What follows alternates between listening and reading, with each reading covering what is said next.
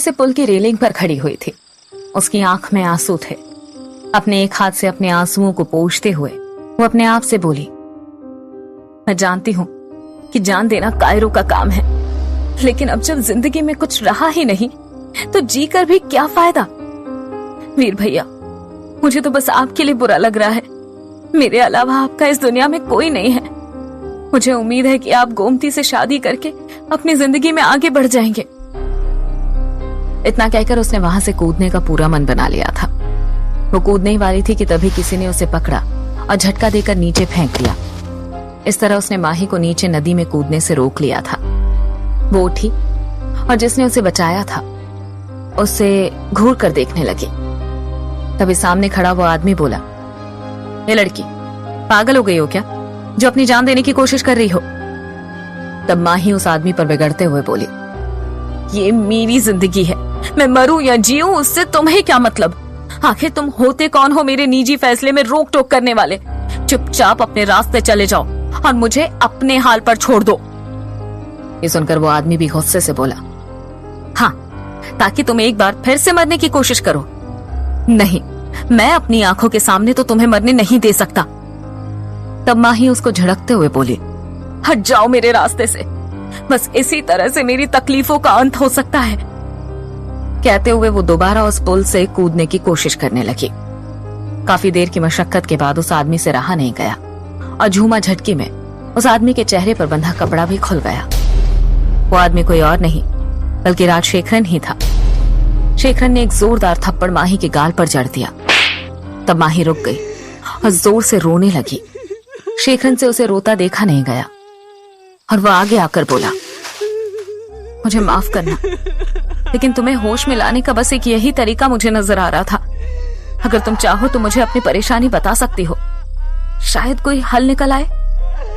इस बात के उत्तर में माही ने रोते हुए कहा, मेरे मर्ज की कोई दवा नहीं है, इसलिए मेरे लिए मर जाना ही ठीक था, पर तुमने मुझे बचाकर मेरे दर्द को और ज्यादा बढ़ा दिया है। ये सुनकर शेखरन अपनी आवाज में थोड़ी उदासी चढ़ाते हुए बोला, दर्द? दर्द की बात करती हो? क्या तुमने अपने पिता को अपनी आंखों के सामने मरते हुए देखा है और बिना ये जाने कि वही तुम्हारे पिता है? क्या तुमने अपनी माँ के बारे में जाना है, जिन्हें लोगों की भीड़ ने जिंदा जलाकर मार डाला हो? और बताओ, क्या तुम कभी सालों अनाथों की तरह यहां वहां भटकी हो? तभी माँ ही बोली, आखिर तुम हो कौन और इतनी रात को कहां जा रहे हो? तब शेखरन अपना सामान समेटते हुए बोला, मेरा नाम राजशेखरन देव है, और तुम्हारा नाम? तब माही ने थोड़ा आगे आकर कहा, मैं माही सिंह। कहते हुए माही वापस जाने के लिए मुड़ गई। तभी शेखरन बोला, क्या है यार, मैंने तुम्हारी जान बचाई है, कम से कम एक थैंक यू तो बोल ही सकती थी, या अपनी कहानी ही सुना दो।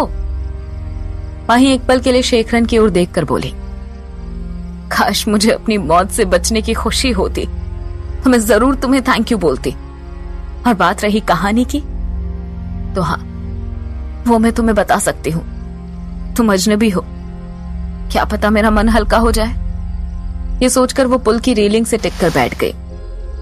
शेखरन भी उसके करीब आकर बैठ गया और वो दोनों बातें करने लगे। दूसरी तरफ उसी रात की बात है जब चित्रा ने माही के दिल का हाल जाना तो उसे भी ये पता चल गया कि वो क्या करने की कोशिश करेगी, और ये सारी जानकारी उसने माही के शरीर से निकलने से पहले पता लगा लिया था। वो तुरंत वीर सिंह के घर की ओर तेजी से जाते हुए बोली, माही कुछ गलत कर बैठे, इससे पहले ही मुझे खबर पहुंचानी है। ये सोचते हुए वो वीर सिंह के घर के अंदर पहुंच गई, लेकिन सभी के सभी लोग सोए हुए थे। इसी कारण वो किसी को कुछ नहीं बता पाई। वो इसी बारे में सोचते हुए घर के बाहर टहल ही रही थी कि तभी उसे एक आवाज सुनाई पड़ी, कैसी हो चित्रलेखा? जैसे ही चित्रा ने वो आवाज सुनी तो वो तुरंत पीछे मुड़कर बोली, तुम खूनी वधू यहाँ क्या कर रही हो, और मुझे सुन कैसे सकती हो तुम? तब खूनी वधू जोर से हंसते हुए बोली, तो तुझे क्या लगा शरीर छूट जाएगा तो मैं तुझे सुन और देख नहीं सकूंगी? भूल मत, मैं भी एक आत्मा हूँ। ये सारी बात सुनकर चित्रा उस पर गुस्सा करते हुए बोली, हाँ ठीक है, लेकिन तुम यहाँ क्यों आई हो? एक बार फिर इस परिवार पर हमला करने? अगर यही विचार लेकर आई हो तो मैं तुम्हारे सामने खड़ी हूँ। सोचना भी मत कि तुम किसी को हानि पहुंचा पाओगी। ये सुनकर खूनी वधू को भी गुस्सा आ गया। वो तेजी से चित्रा के पास आकर बोली, मैं कुछ नहीं भूली। चाहूं तो एक झटके में इस पूरे परिवार का अंत कर सकती हूँ, और तू क्या, कोई भी मुझे नहीं रोक सकेगा। चित्रा खूनी वधू को पकड़ने की कोशिश करने लगी, लेकिन वो हर बार असफल हो रही थी। उसके हाथ खूनी वधू को छू तक नहीं पा रहे थे, जिसके कारण चित्रा थोड़ी परेशान हो गई। तब खूनी वधू दोबारा उस पर चीखते हुए बोली, तू ये कैसे भूल सकती है कि एक आत्मा बिना किसी शरीर के ज्यादा शक्तिशाली नहीं हो सकती। इसलिए मैं तुझे अपने साथ ले जाने आई हूँ। पहले की तरह हम दोनों मिलकर अपनी मुक्ति का मार्ग खोज लेंगे, और इस बीच जो कोई हमारे रास्ते में आएगा वो जान से जाएगा। चित्रा ने सारी बातें सुनकर भी कोई खास प्रतिक्रिया नहीं दी, उल्टा गुस्साए से स्वर में बोली, तुमने मुझे अपने साथ मिलाकर भ्रष्ट कर दिया था। अब वो सब दोबारा नहीं होगा। मैं तुम्हारी हवस में भागीदार नहीं बन सकती। ये शाप तुम्हारा है, तुम ही को इसे ढोना पड़ेगा। और रहा सवाल मुक्ति का, तो मुझे चेतन पर भरोसा है। देर सवेर ही सही, मुझे मुक्ति जरूर मिलेगी। कहते हुए चित्रा वहां से गायब हो गई, लेकिन खूनी वधू वहीं खड़ी गुस्से से तमतमा उठी। उसके क्रोध से आसपास की लाइटें तेजी से जलने बुझने लगी, और अंततः वो लाइट्स टूटकर बिखर गई। उधर ब्रिज पर बैठे शेखरन और माही दोनों एक दूसरे को अपने अपने दर्द से रूबरू करवा चुके थे। पूरी बात खत्म होते ही शेखरन माही को देख मन ही मन सोचने लगा, इस लड़की को मैंने कहीं ना कहीं तो देखा है, याद नहीं आ रहा। वो ये बिल्कुल नहीं जान पाया जब तक माही ने कोई नाम नहीं लिया। लेकिन तभी एकाएक माही बोली, मुझे तो अपने वीर सिंह भैया की फिक्र है। आज अगर मैं मर जाती तो उनका क्या होता। जैसे ही शेखरन ने वीर सिंह का नाम सुना तो उसे तुरंत याद आ गया कि उसने माही को कहां देखा था। उसी समय उसके शैतानी दिमाग ने एक ख्याल को जन्म दिया। वो तुरंत ही माही से बोला, माही, तुम मर तो तभी गई थी जब तुमसे तुम्हारा प्यार छीना गया था। अगर मैं तुम्हारी जगह होता तो मैं मरने से बेहतर अपने अपमान का प्रतिशोध लेता, जैसे मैं अपने माँ पिता की मौत का बदला लेने निकला हूं। माही ने यह सुना तो उसके कान खड़े हो गए। वो तुरंत ही बोली, कैसी बातें कर रहे हो? मैं लड़ूं भी तो किससे? वो मेरा पूरा परिवार ही तो है। ये सुनते ही शेखरन दोबारा उसके दिमाग को ट्रिगर करते हुए बोला, तो बताओ, जब तुमसे तुम्हारा प्यार छीनकर किसी और की झोली में डाला गया तो कौन आगे आया था?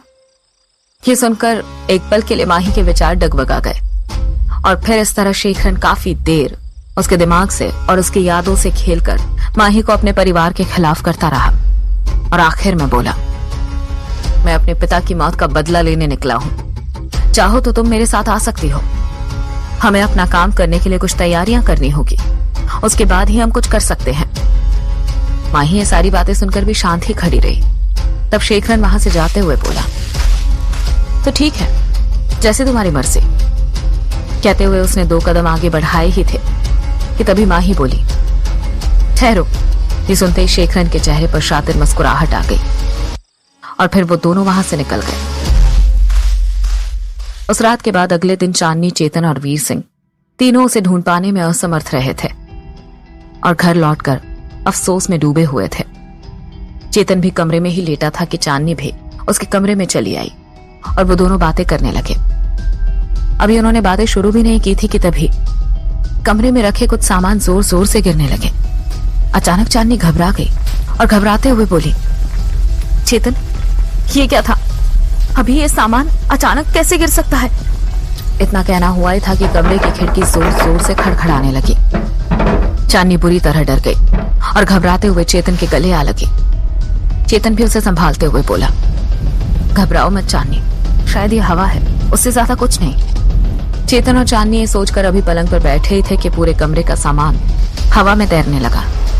ये देख चेतन हैरान हो गया और बोला, ये काम खूनी वधू का नहीं, अगर उसका होता तो वो हम लोगों पर सीधा प्रहार करती। कहीं ये चित्रा? कहते हुए वो जोर से बोला, चित्रा, क्या ये तुम हो? जैसे ये शब्द चेतन के मुंह से निकले तो सारा सामान अपनी जगह पर व्यवस्थित होने लगा। तब चेतन बोला, क्या हुआ चित्रा, आखिर बात क्या है? कहते हुए चेतन यहां वहां देख रहा था। तभी अचानक एक जोरदार हवा का झोंका आया और जो लेटर माही चेतन के लिए छोड़ गई थी वो उड़ता हुआ सीधा चेतन के चेहरे से टकरा गया। चेतन और चांदनी उस लेटर को देखकर पूरी तरह हैरान थे। वो उस लेटर को पढ़ने लगा जिसमें माही ने लिखा था कि वो घर छोड़कर जा रही है और शायद कभी ना लौटे। चेतन ऊपरी कुछ लाइन पढ़कर परेशान हो गया और चांदनी से बोला, चांदनी ये तो माही का लिखा लेटर है। ये कहते हुए जैसे ही वो उसे पढ़कर आखिरी लाइन तक पहुंचा तो वो बुरी तरह चौंक गया। वहां लिखा था, जिस दुनिया से मुझे लाने के लिए तुमने मुझे छोड़ दिया चेतन, अब मैं उससे भी दूर जा रही हूँ और इस बार अगर मेरा शरीर मिले तो उसका अंतिम संस्कार जरूर कर देना। ये पढ़ते ही चेतन के होश उड़ गए। वो घबराते हुए चांदनी को वो लेटर थमाकर नीचे की ओर भागा और हड़बड़ाते हुए वीर सिंह से बोला, वीर सिंह, माही, वो माही का लेटर, जल्दी चलो, हमें उसे ढूंढना है। वो ये कह ही रहा था कि तभी चांदनी भी नीचे चली आई। उसकी हालत भी कुछ चेतन की जैसी ही थी। तभी काशी जी, मार्तंड जी और पारस भी वहां इकट्ठा हो गए। एकाएक काशी जी बोले, बात क्या है, माही का कोई सुराग मिला क्या? तब चांदनी बोली, अंकल ये लेटर अभी अभी चित्रा के सहारे हमें मिला है, इस पर। कहते हुए वो शांत हो गई। तभी वीर सिंह ने वो लेटर चांदनी के हाथ से छीन कर पढ़ा तो उसके भी कदम लड़खड़ा गए। वो चेतन से बोला, चलो चेतन, हमें तुरंत ही निकलना पड़ेगा, माही को ढूंढना है। लेकिन तभी चांदनी बोली, लेकिन हम उसे ढूंढेंगे कहां? यह सवाल एक चिंता का विषय बन गया। सभी लोग एक दूसरे का चेहरा देख रहे थे। तभी अचानक कमरे में जोरदार हवा का झोंका आया और सीधा चांदनी से जा टकराया और चांदनी दीवार से जाकर टकरा गई। जैसे ही चेतन और वीर सिंह चांदनी को उठाने के लिए दौड़े तब कमरे में आवाज सुनाई पड़ी, चिंता न करो, ये ठीक है। कहते हुए चांदनी अपने आप खड़ी हो गई। उसकी आंखें सफेद बल्ब के समान चमक रही थी, जिसे देखकर सभी लोग जान गए कि ये चित्रा है। एकाएक चित्रा आगे आकर बोली, मैं चांदनी के शरीर में ज्यादा देर तक नहीं रह सकती क्योंकि मैंने उसकी मर्जी के बिना उस पर कब्जा किया है। वक्त कम है, जाओ जाकर माही को गांव के बाहर वाली नदी के पास ढूंढो, उसने मुझे वहीं खुद से अलग किया था। इतना कहकर चित्रा ने चांदनी के शरीर को छोड़ दिया। जैसे ही माही की लास्ट लोकेशन पता चली सभी उस नदी की ओर निकल चुके थे। दूसरी तरफ शेखरन और माही उस पुल पर सुबह तक बैठे रहे, लेकिन योजना के अनुसार वो दोनों सुबह होते ही वहां से निकल गए। दोपहर तक वो दोनों किसी और गांव की सीमा तक पहुंच चुके थे। माही चल चल कर थक चुकी थी। वो हांफते हुए बोली, मैं अब और नहीं चल सकती, तुम बताओ, हमने यहां तक आने के लिए बस क्यों नहीं ली? सुबह से पैदल क्यों चल रहे हम? तब शेखरन अपने पास से एक छोटी पानी की बोतल उसे देते हुए बोला, हम छिपकर यहां तक पहुंचे हैं, अगर फूलपुर से बस लेते तो कोई ना कोई हमें जरूर पहचान लेता। चलो अब जल्दी करो। तब माही दोबारा बोली, शेखरन, देखा जाए तो तुम एक अजनबी हो, मैं तुम पर क्या सच में भरोसा कर सकती हूँ? इसके उत्तर में शेखरन बोला, हमारी कहानी एक जैसी है, हम दोनों को ही अपनी अपनी मंजिल की चाह है, इसलिए तुम चिंता मत करो, तुम मेरे साथ सुरक्षित हो। और तुम ही सोचो, अगर मैं बुरा आदमी होता तो हम तो रात भर से साथ हैं, मैं तभी मौके का फायदा उठा सकता था। तो फैसला तुम करो, क्या अभी मेरे साथ आओगी? ये सुनते ही माही उठ खड़ी हुई और दोनों चलने लगे। तभी शेखरन कुटिल मुस्कान चेहरे पर बिखेर कर मन ही मन बोला, तुम तो मेरे हुक्म का इक्का हो, मैं तुमसे ही तुम्हारे परिवार का अंत सुनिश्चित करने की योजना बना रहा हूं, तो तुम्हें नुकसान पहुंचाकर मुझे क्या लाभ? ये सोचते हुए एक पल को वो ठहर सा गया, पर जब माही ने उसे देखा तो वो दोनों फिर साथ चलने लगे। क्या माही शेखरन का सच जान पाएगी? दूसरी ओर क्या चेतन और वीर सिंह माही को ढूंढ